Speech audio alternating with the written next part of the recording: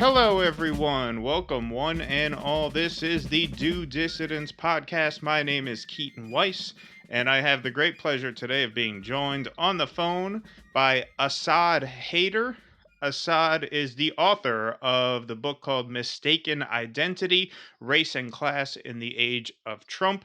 And he's also a writer whose work can be found all over the place. He has a new piece in Salon, which is entitled Will the Millennial Left Make Peace with the Lesser Evil of Joe Biden?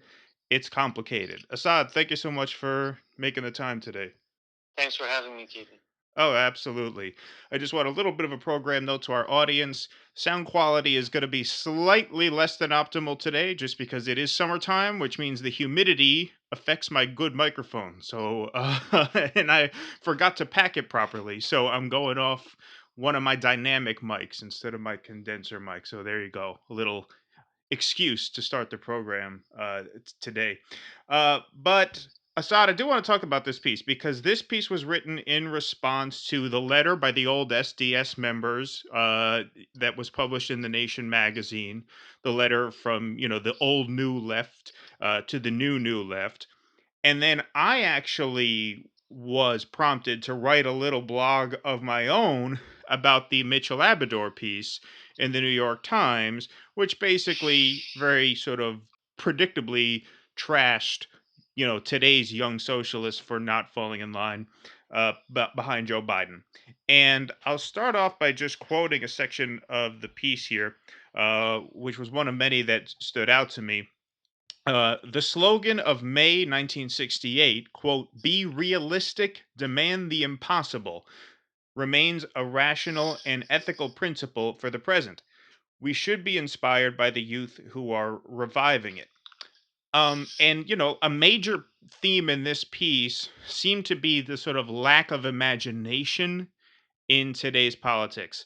And so, do you want to just talk about that a bit? Because I've heard you speak before about this problem. And I mean, I think that's at the heart of the issue right now is that there's just too narrow a range of what is considered acceptable ideas in American politics. Well, I'm going to start actually on the other end with the issue of pragmatism, what it means to be practical.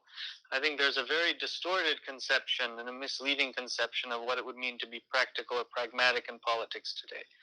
To be pragmatic is not to simply endorse um, one of the already available positions within the existing social structure.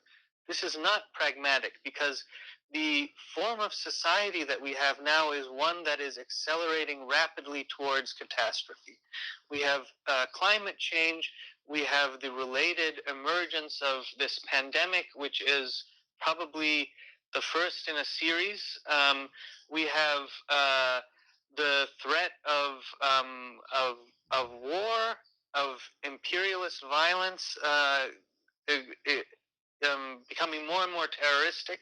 We have the most extreme level of economic inequality that can be imagined. This is not a sustainable model for human life. I think that has to be a starting premise when we think about what's practical. Continuing with this overall structure, with this overall social system, is highly impractical if we have any belief in the prospect of human survival. So, first of all, we have to question the pragmatic posture that people make when they say, well, look, we just got to focus everything on electing this guy who's better than the other guy. So, I mean, I would start there. The second point, which comes to what you're saying, is that if we are to think practically from the broader perspective, practically in terms of what it would require in order to secure not only conditions for basic human survival, but also for a humane society, then we have to be able to think outside of the existing political constraints. We have to think beyond the idea that all that politics can be is having an opinion about which person should be in the White House, an opinion about how this existing government should operate. We have to be able to think of a different way of ordering society, a different form of life. And that's why uh, there's, I think, an intrinsic connection between a real pragmatism and an imagination that allows us to go beyond what exists. Yeah, I think that's a great point. I think both of those points are great points.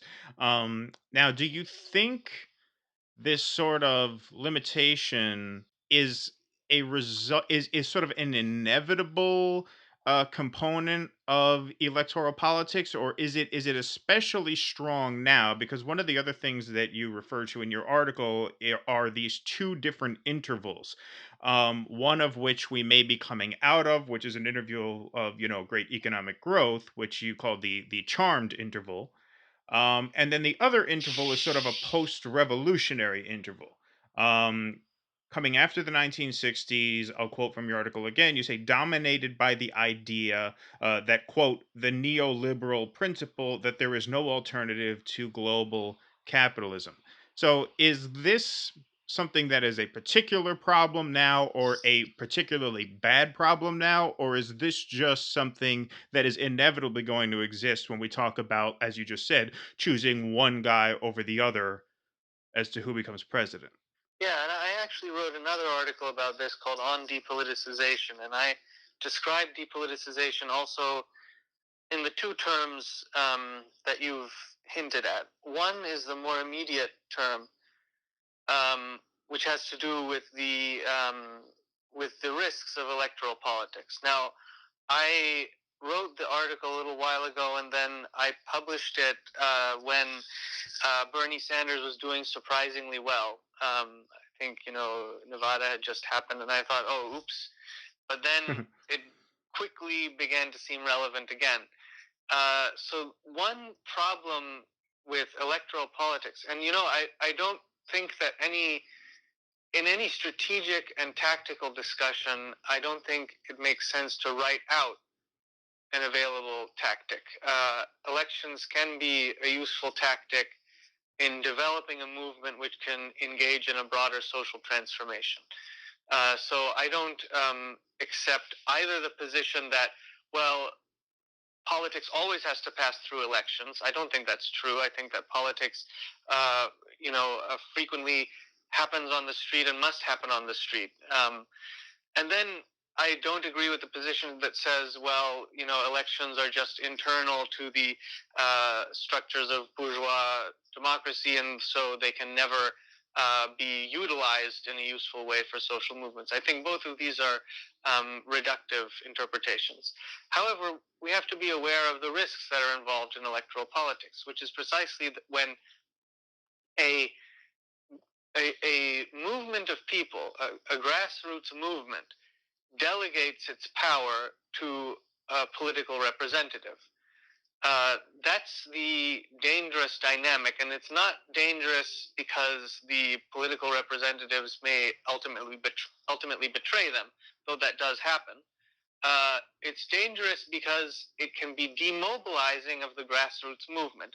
And when you have an electoral movement which is challenging the fundamental principles of the existing political system, that can only achieve any success if it has this grassroots foundation. Because otherwise, the structures of the capitalist state are such that they will always constrain the range that any reformist agenda can reach. So there has to be a movement from below. There has to be a movement which is outside the state, which forces the state to accept the concession of reforms, to compromise with reform politicians. The problem, though, is that this very structure of delegating to the politician can demobilize the grassroots movement. And that's one condition for depoliticization. When the autonomy of the movements outside the state, independent of politicians, is not preserved, if there isn't an organizational continuity that goes beyond elections, the elections themselves can become sources of demobilization. I think that is a huge danger in our current moment. And I think it wasn't adequately understood by people who got swept up in electoral enthusiasm. Even though I agree that this was an extremely promising moment, I think that this other discussion was missed. So that's one condition of depoliticization. The other condition is the one I spoke about more directly in the Salon article, which is the defeat of revolutionary movements around the world, the collapse of the state socialist societies, and the domination of the idea, as you said, that there is no alternative, that's quoted widely. Um, everybody refers to this as a principle of neoliberalism, but I think we have to interpret it more strongly in terms of recognizing that there was an alternative without embracing the nature of state socialist societies, without mistaking those societies for the achievement of actual liberation and socialism. We still have to recognize that the 20th century revolutions place the possibility on the table that we can transcend capitalism and transcend the state and move towards a different form of human life. That was the idea that was brought about by the revolutions, that was made real by the revolutions. The fact that state socialism failed is something that we have not been adequately able to come to terms with on the left. And so we end up in these kind of extreme positions where either we're engaged in a kind of nostalgic role playing in which we imagine that these positions from the past could simply be repeated today, or we disavow it completely and say that it was always a failure, it was always mistaken, which leads quickly to the liberal position that anytime you try to change the world, it will always end in disaster. Right. And that's the prevailing mentality now. And I think it's a prevailing mentality on the left as well when people say that socialism is essentially going to look a lot like capitalism. It'll still have markets, it'll still have a state, but it will be more equal. There will be forms of economic life that aren't just reducible to the market. The state will recognize people's rights. It'll be like capitalism, but better. And I think that that is not enough. So where do you think these SDS members fall into that? Because the thing about that letter that they wrote in the Nation, I was even less impressed by that letter than I was with the New York Times op-ed, and that's saying something because I was very unimpressed with the New York Times op-ed. But those guys in the Nation, which was signed by, looked like a couple of dozen former SDS members. Mark Rudd's name was on there. They didn't really seem to say anything. They didn't really seem to acknowledge any of what you just said, and they didn't seem too concerned by falling into the sort of lesser evil trap. Right? It wasn't. There was no real encouragement there for the new left. It was all like you said. Oh, never mind. We failed. Let's just get Donald Trump out of the White House, and make that our only real goal, which was surprising to me coming from them. Well, I mean, some people have been taking the wrong position for many decades. And if you go from the position where you say, well, look, uh, the American working class has been bought off by the capitalist system. The only way that revolution will happen is if we engage in terrorism in the United States in the name of national liberation struggles around the world. If you and a few of your friends put together some bombs that only kill each other, um, that wasn't a very sensible revolutionary position. I think that was a silly approach.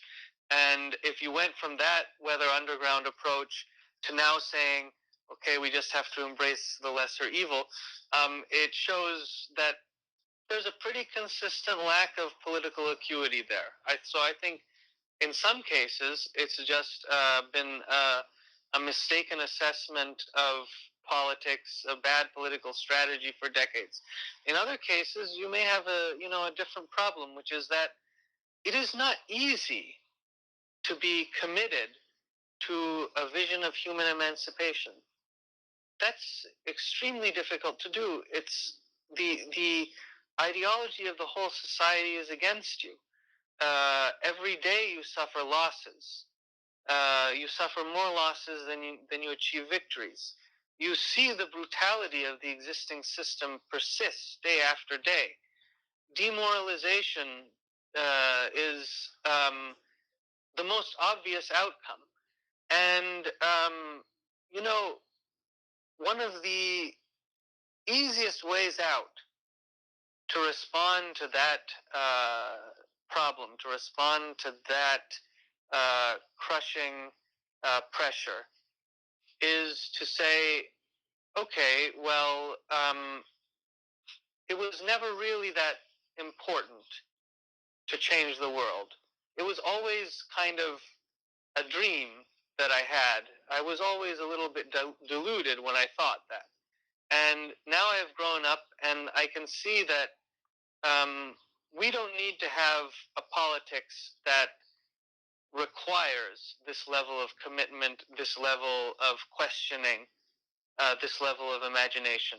We can reconcile ourselves to making adjustments within the existing system, and we no longer have to have these fantasies. That's the easy way out, and you know, it's not hard to understand why people are tempted to take the easy way out. The temptation is always there, and that's why part of politics is being able to persevere and keep going when these challenges are thrown up. Does it also, in their case, matter the specific time, or, to reference the article again, the specific interval of time during which they sort of came of age? I mean, yeah, so this revolution where they blew themselves up in the house in the village, um, this failed. And then we had the 70s, and then we had the 80s, then we had the Reagan era. Out of that, we had the 90s, this great economic boom where everybody's making money and buying homes and stuff like this. Does that help temper these convictions of theirs also? In other words, like, so we've talked sort of more thematically about how this happens, but this specific moment in history may be aggravating that even more because of when these people grew up. I mean, these SDS members are, boomers.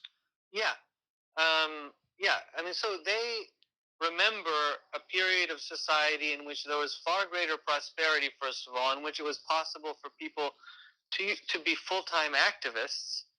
I mean, Right. who can do that now? Right. Yeah, People that's a people great have point. two Yeah. jobs and then they try to go to a meeting. Yeah. You know, Yeah. and And the then stakes were much lower, right? Because they failed and they still grew up to have fairly decent lives. yeah, and then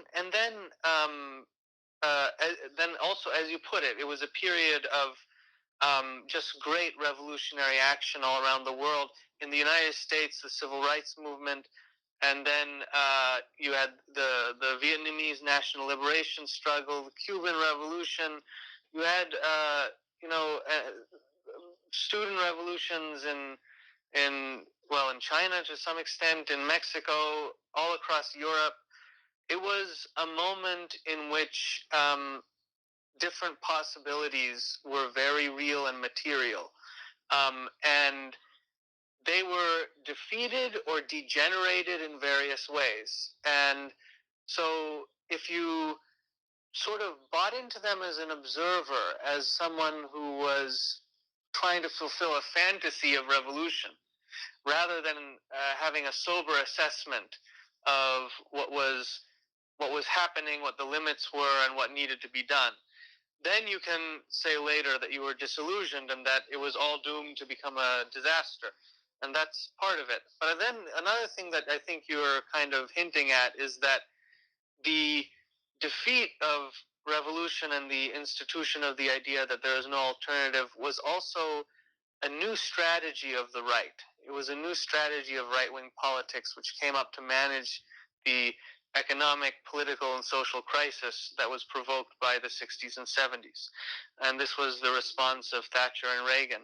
And This was an extraordinarily successful strategy at drastically shifting the limits of political possibility to the right. And so, Thatcher said there is no alternative. She also, when asked what her greatest achievement was, she said New Labour, meaning, the centrist movement in the Labour Party represented by Tony Blair, Exactly. because Yes. she had compelled her opponents to take after her, to follow her to the right.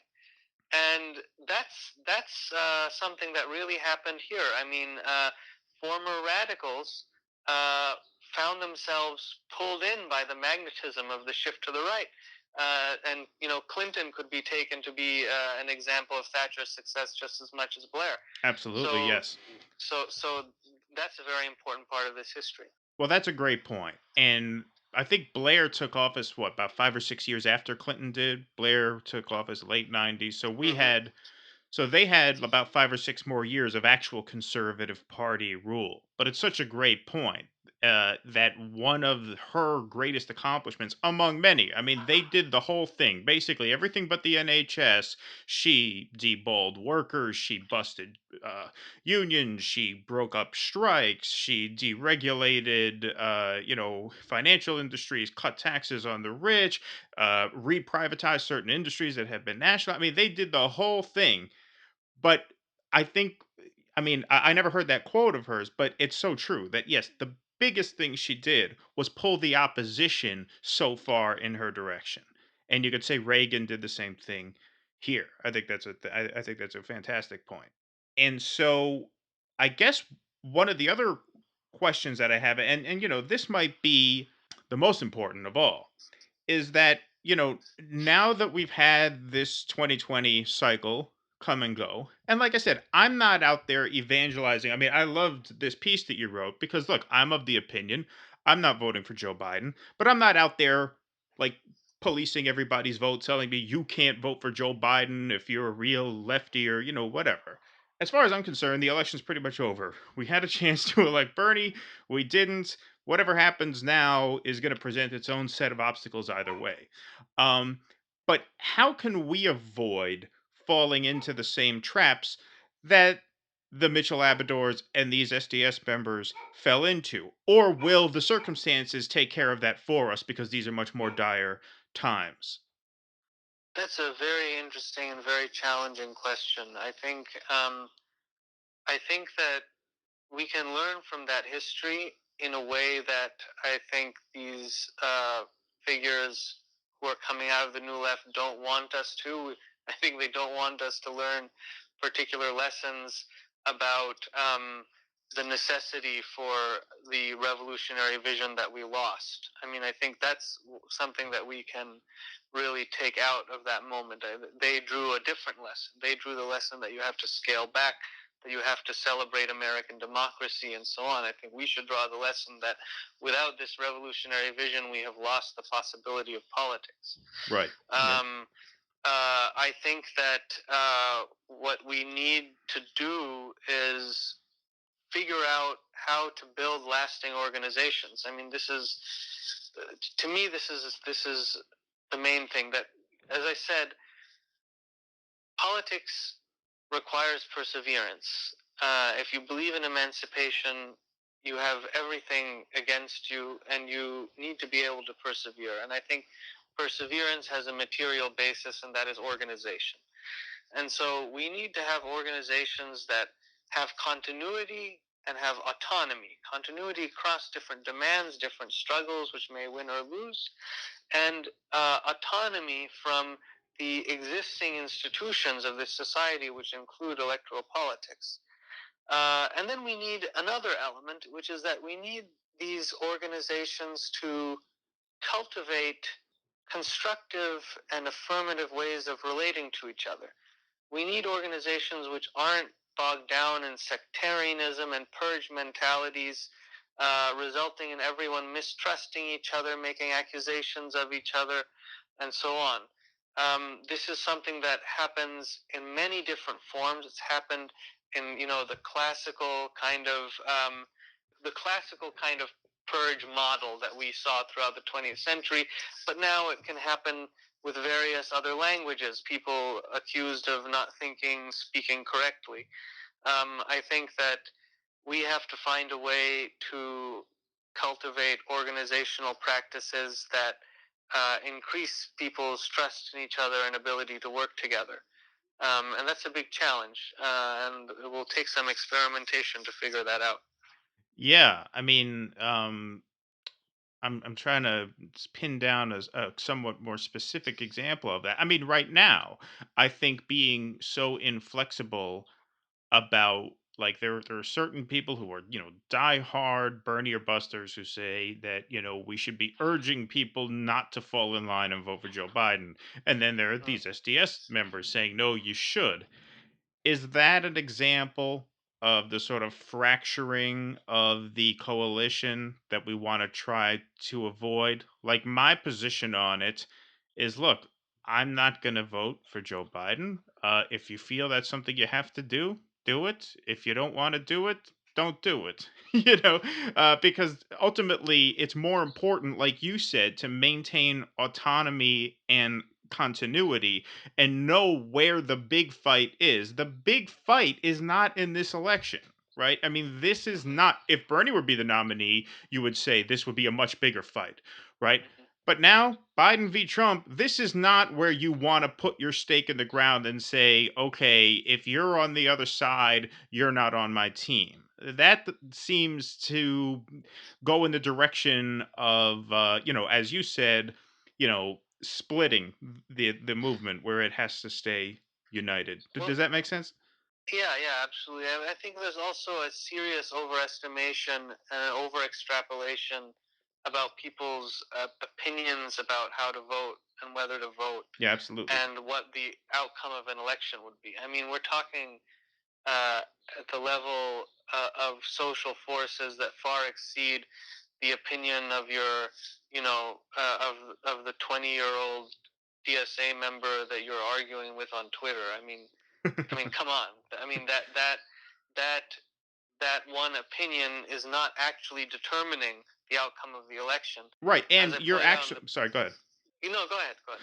No, I was gonna say you actually wrote about that Yeah. in your piece. Like Mitchell Abador, what you're doing is you're empowering these people to voter shame you because what you're doing is you're making it seem like it is of consequence what a couple thousand 20 something DSA members decide to do on November 3rd, when really it's Exactly. not of much consequence at all. Yeah, and I think it's also what I was saying before is that you're reducing.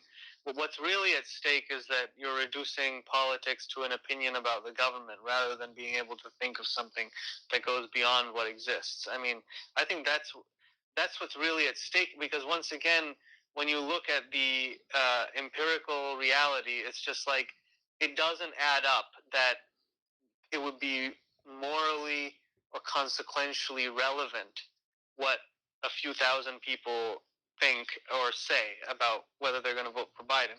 When about 100 million eligible voters don't vote, when you've got, um, just the you've got one of the most incompetent administrations out there.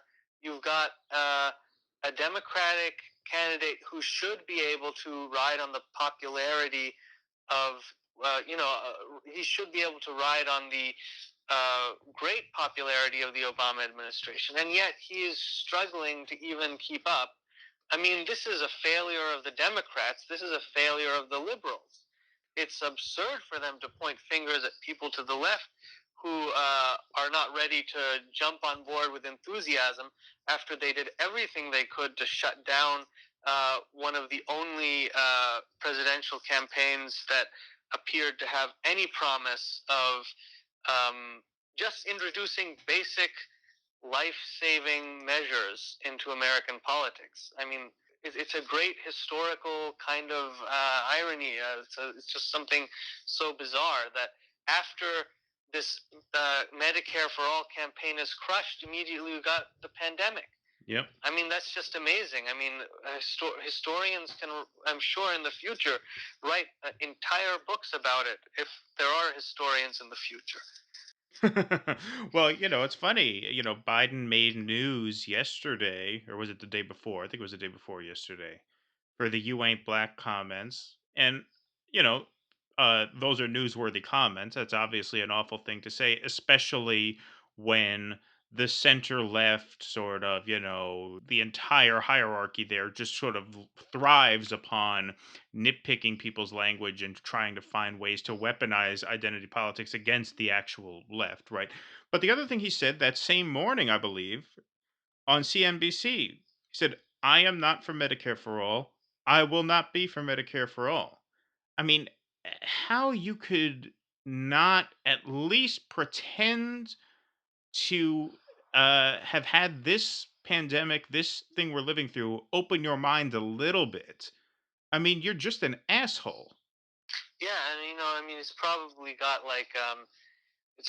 a little bit of Trumpism there that he's got some deals he wants to make. He's making deals, so he's got to say things like that. So who knows? But I mean, I think it's likely. In some ways, it seems that you'd be better off with Biden in the White House than Trump because you won't get the kind of aggravation and exacerbation of these anarchic tendencies in American politics that's happening under Trump. You might get that rolled back. On the other hand, it doesn't seem like Biden is competent to fulfill the role of an executive. I mean, you can imagine him just falling asleep or forgetting what's going on. So I mean, it's not exactly like it's not a return to Obama exactly. It's not like going from authoritarian populism to neoliberal technocracy. It seems like we have the total devolution of the administrative state coming up, and so I, I think it's probably better if Biden were to win, but I don't know for sure. Just in terms of the basic problems of safety, um, I think it's hard for me to imagine Biden winning, frankly. But I don't know. I didn't see Trump winning either, so it's like I'm off of making predictions at this point. Well, I mean, I would have said, I mean, without this pandemic, I'd have said Biden has no chance at all. Yeah. Now, because of this, because we're having this sort of, cataclysmic event happen, Trump is not even able to feign empathy for people who have been affected by it, which is really the only hurdle you have to jump if you're in office. Mhm. I mean, Andrew Cuomo's approval ratings have Mhm. skyrocketed, and we here in New York State, have had, over 300,000 cases. He sent people with COVID into a nursing home, which is just Mhm. a massive error. Um, and Trump seems to just not be able to do the basic thing of just pretending you give a damn about people, which is all you have to do in order to capitalize off of these situations if you are a politician. Think Rudy Giuliani after 9/11, right? What did he do? He spoke at a few ceremonies, funerals, right? People loved him. Yeah. And so, I think it's somewhat of a jump ball now, but given these numbers, that Biden has with traditional Democratic voting blocks, I mean, just horrible, abysmal numbers among young people. Latino ratings are very much down. I think Trump is going to make major hay out of this "You ain't black" comment. They've already done $1 million digital ad buy to go Mhm. after him on this. This could be a deplorables type thing. Yeah, no, I think the smart money is on Trump. But I think what you said is also very important. And I was watching a little back and forth on Twitter between Cenk Uygur and Kyle Kulinski, excuse me, from Secular Talk. And the debate is, about long-term strategy. What is your end game if you don't vote? What are you actually working towards? And Kyle was very honest. He said, "Look, I don't really have an end game. I'm not pretending to have an end game, right? Saying every voter has to have an end game is like arguing with the weather, right? These are macro things. Voters vote based on who they feel represents them, and who they feel does not represent them. And so, look, I don't have an end game. I don't have a crystal ball. I don't know how it's going to work out if Trump wins or Biden wins. We don't know what human life is going to look like on this fucking planet for much longer, to be honest with you." And so, Exactly. what's the point? The point is, it's very simple for me. He doesn't represent me at all. And not only does he not represent me, he and this entire party behind him have gone far out of their way to tell me that they don't want to represent. I mean, if you don't look at the sort of systemic sort of effort to crush the Bernie campaign in the 11th hour, right, in the week leading up to Super Tuesday, if you don't see that as this party slamming the door in the face of the Bernie movement, then I don't know what you're seeing. And that to me is where the cookie crumbles. It's not that I have an end game. It's like, look, I don't think they're worth my vote. I don't think they want my vote. So I'm not giving it to them.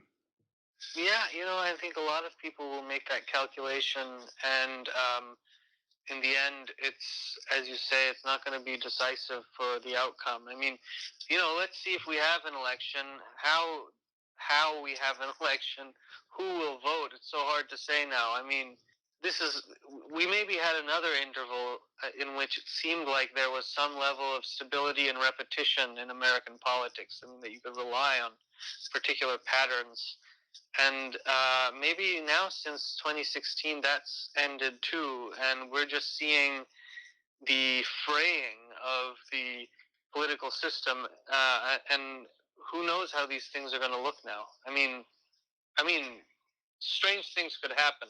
We don't know. Sure. No, absolutely. There was one point that I wanted to raise earlier that I forgot to just because it came up. But you mentioned the idea, and we'll wrap soon, that the sort of old new left has grown up and they've sort of realized that this quest to change the world was really more a fantasy than an actual like tangible material journey. And one of the things that struck me about that is that we've heard Nancy Pelosi call the Green New Deal a green dream. And we've heard Nancy Pelosi say that she has signs in her basement from her activist days where she was marching for all of these causes. And I just wanted to introduce that. Like, what a perfect metaphor for sort of that mentality. And those are the people who are in power running this party right now.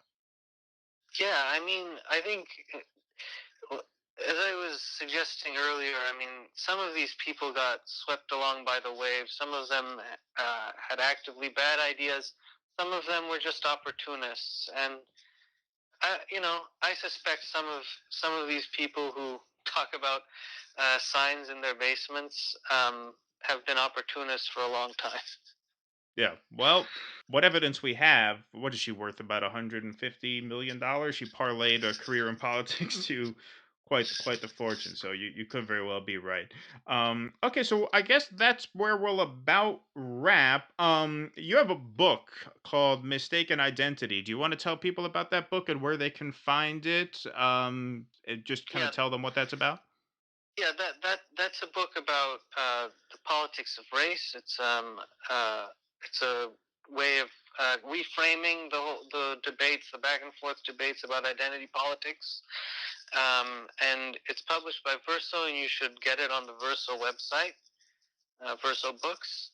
And I'm also an editor of Viewpoint Magazine, and you can find a lot of my other writing there on viewpointmag.com. Alrighty. Well, we've already linked to your Salon article. And what's the other article? You said you had another article that you mentioned a little earlier. I'll link to that as well. Yeah, that's called On Depoliticization. Excellent. All right. Well, we will make sure that we link to both of those. Check out all of Asad Haider's writings wherever you can find them. Like I said, he's the editor of Viewpoint Magazine and the author of Mistaken Identity, Race and Class in the Age of Trump. This was a really fun talk, Assad. Thank you so much for making the time. Really appreciate it. Yeah, thank you.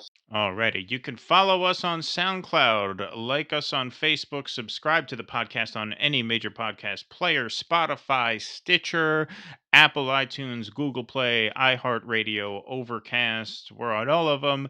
Definitely find us and subscribe so you never miss an episode. You can also subscribe to our YouTube channel. Like I said, Russell, our co-host, got certification that got us access to some great sound stages in New York City. He got that certification February 28th, which was about 10 days before we were not allowed to go anywhere.